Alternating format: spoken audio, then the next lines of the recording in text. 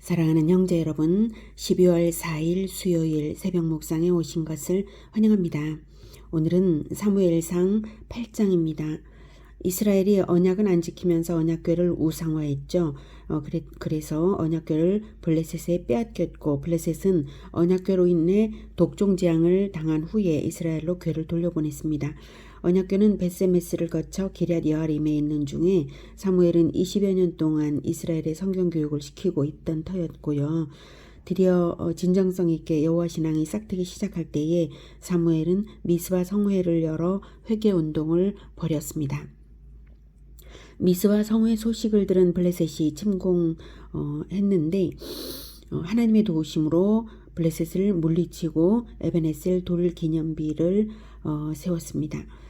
사무엘이 여호와께 돌아오려거든 우상을 버리라고 하면서 이스라엘의 피상적인 종교 행위를 이제 물리치게 했고 또 진정한 신앙이 되게 했기 때문에 언약궤는 여전히 기럇 여아림에 있음에도 불구하고 이스라엘은 나라가 평안했습니다. 사무엘의 지도력이 하나님 뜻에 합했기 때문입니다.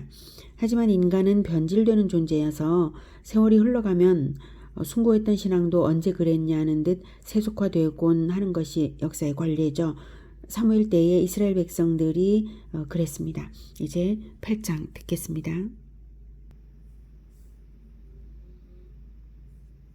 8장. 사무엘이 늙음에 그의 아들들을 이스라엘 사사로 삼으니 장자의 이름은 요엘이요 차자의 이름은 아비야라. 그들이 부엘세바에서 사사가 되니라. 그의 아들들이 자기 아버지의 행위를 따르지 아니하고 이익을 따라 뇌물을 받고 판결을 굽게 하니라.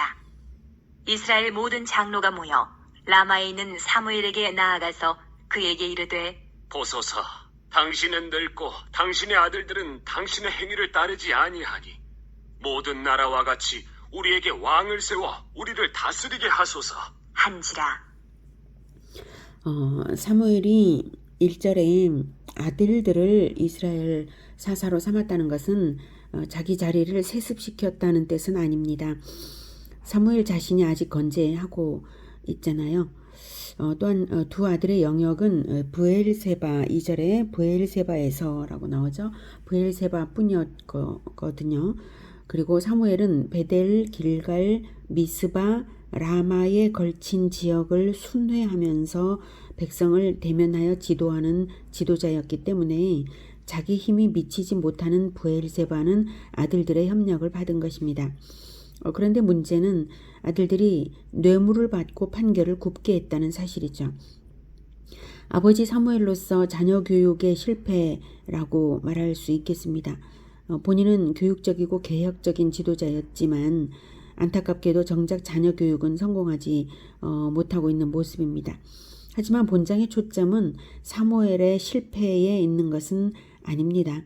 사무엘의 실패를 기회로 해서 인간 중심 시대를 열고자 하는 백성들의 의도가 있다는 것이 본장의 초점입니다. 4, 5절에 백성들이 말할 때 이스라엘 모든 장로가 모여서 갔거든요. 이럴 정도로 국난이 벌어진 상황이 아니었고요. 사무엘 자신이 건재하여서 지도하는 때였습니다. 1절에서 사무엘이 늙었다고 한 것은 넓은 지역을 혼자서 다스리기에 역부족이었음을 말하는 것일 뿐이죠. 그런데 왕정을 요구하는 것은 사무엘이 필요 없다는 메시지이고요. 하나님이 신뢰스럽지 못하다라는 메시지의 다름 아니죠. 말하자면 하나님이 왕이 아니라는 노골적인 표현이고요. 이제는 왕을 세워 인간 왕을 세워 왕을 우상화하겠다는 의미나 마찬가지입니다. 사무엘이 다스리는 모든 기간에 블레셋을 물리치고 나라가 평안했음에도 불구하고 백성들은 이웃 나라들을 두려워하면서 왕정을 요구했습니다. 이것은 하나님 중심 신앙을 잃고 인간 중심으로 인간의 힘을 의지해서 살아보겠다라는 의미입니다. 말씀 중심의 종교 지도자가 아니라 물리력 중심의 정치 지도자를 세워달라는 것입니다. 포인트는 신정이냐 왕정이냐가 아니라 하나님 중심이냐 인간 중심이냐 이것입니다. 백성들이 요구한 것은 말하자면 하나님이 자기들을 살리게 하는 것이 아니라 사람이 자기들을 살리게 하겠다. 이것이었던 것이죠. 자, 6절. 우리에게 왕을 주어 우리를 다스리게 하라 했을 때에 사무엘이 그것을 기뻐하지 아니하여 여호와께 기도하매 여호와께서 사무엘에게 이르시되 백성이 내게 한 말을 다 들으라. 이는 그들이 너를 버림이 아니요 나를 버려 자기들의 왕이 되지 못하게 함이니라. 내가 그들을 애굽에서 인도하여 낸 날부터 오늘까지 그들이 모든 행사로 나를 버리고 다른 신들을 섬김같이 내게도 그리하는도다. 그러므로 그들의 말을 듣되 너는 그들에게 엄히 경고하고 그들을 다스릴 왕의 제도를 가르치라. 네, 하나님은 왕정 요구의 본심을 정확하게 말씀하십니다. 나를 버려 자기들의 왕이 되지 못하게 함이니라. 그리고 왕정 요구는 출애굽 이후 역사 내내 저질러온 우상 숭배나 다름 없는 거라고 말씀을 하시죠. 애굽에서 인도하여 낸 날부터 오늘까지 그들이 모든 행사로 나를 버리고 다른 신들을 섬김같이 그리하는도다. 이렇게 말씀하십니다. 그런데 하나님은 왕정을 허락하십니다. 왕정 요구의 본심은 못됐지만 왕정 자체가 나쁜 것은 아니기 때문입니다. 왕정을 신정적 왕정으로 확립하면 될 일이기에 엄히 경고하고 그들을 다스릴 왕의 제도를 가르치라고 하셨습니다. 하나님 중심이었던 사무엘을 통해서 신정적 왕정이 출발되도록 하시는 하나님이십니다. 그런 의미에서 사무엘은 신정적 왕정의 출발을 위해 준비하신 하나님의 비밀병기와도 같습니다. 10절. 사무엘이 왕을 요구하는 백성에게 여호와의 모든 말씀을 말하여 이르되 너희를 다스릴 왕의 제도는 이러하니라. 그가 너희 아들들을 데려다가 그의 병거와 말을 어거하게 하리니 그들이 그 병거 앞에서 달릴 것이며 그가 또 너희의 아들들을 1000부장과 50부장을 삼을 것이며 자기 밭을 갈게 하고 자기 주수를 하게 할 것이며 자기 무기와 병거의 장비도 만들게 할 것이며 그가 또 너희의 딸들을 데려다가 향료 만드는 자와 요리하는 자와 떡 굽는 자로 삼을 것이며 그가 또 너희의 밭과 포도원과 감람원에서 제일 좋은 것을 가져다가 자기의 신하들에게 줄 것이며 그가 또 너희의 곡식과 포도원 소산의 11조를 거두어 자기의 관리와 신하에게 줄 것이며 그가 또 너희의 노비와 가장 아름다운 소년과 나귀들을 끌어다가 자기 일을 시킬 것이며 너희의 양떼의 10분의 1을 거두어 가리니 너희가 그의 종이 될 것이라. 그날에 너희는 너희가 택한 왕으로 말미암아 부르짖되 그날에 여호와께서 너희에게 응답하지 아니하시리라 하니 네, 백성들이 장차 왕의 노예처럼 된다는 것을 말했고요. 1000부장, 50부장, 부장 제도는 평시에는 일상생활을 하다가 비상시나 전시에는 군대 지휘관으로 전환되는 그런 제도입니다. 그런데 왕정이 되면 백성들을 차출해서 상비군 및 왕실 경호대를 조직할 것이라는 말을 했죠. 12절이 이제 그 표현입니다. 네. 그래서 백성의 지도자들이 하나님을 위하여 백성을 섬기던 것이 이제 왕정에서는 왕을 위하여 왕을 섬기도록 변질되는 것입니다.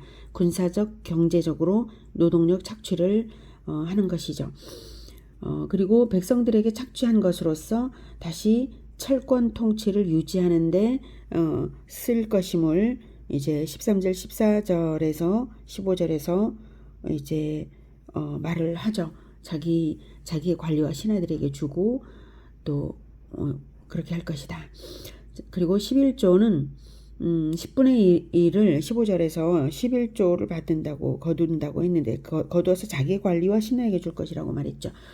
11조는 소산의 10분의 1을 하나님께 바치도록 된 종교적 의무인데요. 그 외에 별도로 왕을 위한 세금을 내라는 것입니다.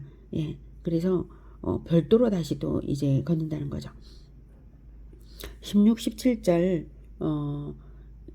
결국 이렇게 이제 아름다운 뭐 소년과 나귀들을 끌어다가 자기 일을 시키고 자기들의 종이 되게 하고 이렇게 하고 있죠.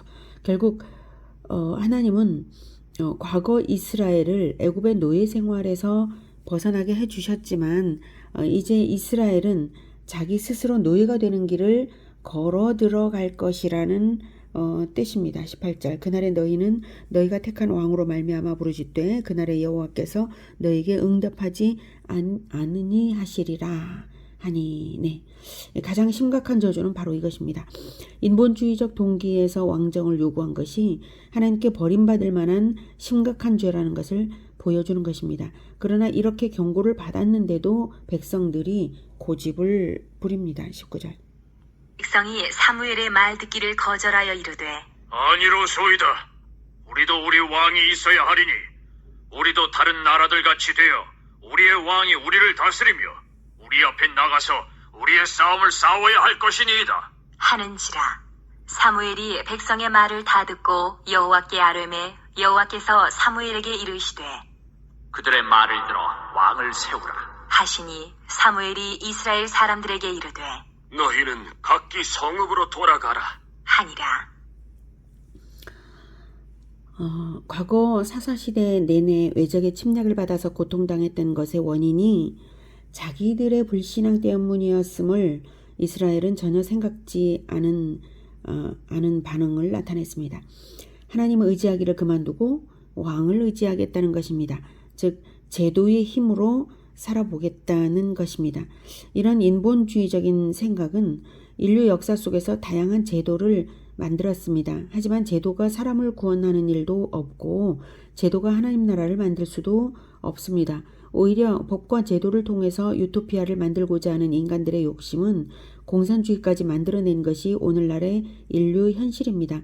인간의 죄악된 본성은 제도를 통해서 오히려 자기를 족쇄에 채우는 지경을 만들어 낸 것입니다. 그럼에도 불구하고 하나님은 왕정을 허락하셨습니다. 사실 과거 아브라함 때부터 이미 왕정을 예고하셨고 모세는 백성들이 이렇게 왕정을 요구할 때를 대비해서 왕정의 제도가 어떠해야 할 것인지를 가르치기까지 했습니다. 하나님께서 왕정을 허락하신 것은 왕정을 하되 신정적 왕정을 하도록 허락하신 것입니다. 진정한 왕이신 우리 예수님은 불필요한 제도를 오히려 철폐하시고 최소한의 제도, 세례와 성찬만을 명하시고요. 오직 복음화 제자화로서 성령으로 인간 영혼을 거듭나게 하심으로써 하나님 나라를 세우시는 분이십니다. 예수님의 십자가 그 운명의 시간에 성전의 휘장이 찢어졌죠. 그것은 모든 구약의 제도를 철폐하신 것을 의미하고 십자가 대속의 공로로서 하나님께 성령을 받아 믿는 모든 자에게 하나님께 성령을 받아 예수님께서 하나님께 성령을 받아 모든 믿는 자에게 보내신 것입니다. 십자가의 공로 그것으로 예수님은 이기십니다. 제도로 이기시는 분이 아니시죠. 십자가의 도리를 따라 모든 백성이 섬김의 도리로 살아가는 것이 진정 행복한 하나님 나라를 이루어가는 것입니다. 법제화라는 것은 없을 수 없는 것이 사실입니다. 최소한의 질서는 법제화를 통해서 이루어지니까요. 하지만 진정 성령으로서 하나님만 섬기고 하나님 나라를 세워가는 우리 모두가 되어야 하겠습니다. 진정 성령으로서 하나님만 섬기는 그래서 법과 제도를 무시하지는 않지만 하나님을 의뢰하지 않고 인간 중심의 방법을 의뢰하기 위한 법제화 이것을 거부해야겠습니다. 진정 성령으로서 하나님 나라를 세워가는 우리 모두가 되기를 기원합니다. 기도하겠습니다. 하나님, 법과 제도가 아주 치밀하게 많이 만들어지고 있습니다. 선한 의도로 만드는 법들이 많겠지만 그러나 하나님 인간의 범죄함으로 인하여서 만들어지는 것들이 너무나 많은 이 세상을 볼 때에 법과 제도가 오히려 올가미가 되어 인간을 족쇄 채울 수 있지 않을까 하는 이런 생각까지도 듭니다.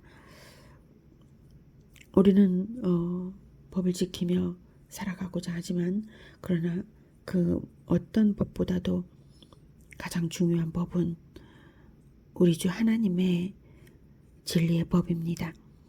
우리 주 예수님을 믿고 복음과 제자화를 하도록 명하신 그 예수님께서 오직 세례와 성찬 그 제도만을 남기시고 오직 우리 주 예수님을 따르는 그러한 자들이 이 세상에 있게 하신 것 너무나 감사합니다.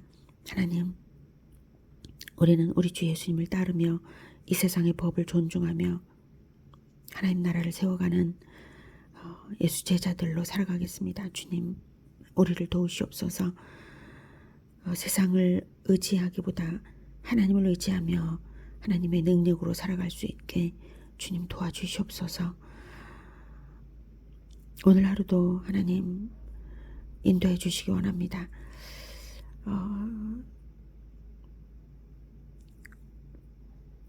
하나님께 드리는 삶의 예배가 될 수 있도록 주님 도와주시기 원하며 이 나라와 또한 우리 예수 제자 교회를 모든 가정들을 평안케 하여 주시옵소서. 예수 그리스도의 이름으로 기도드립니다.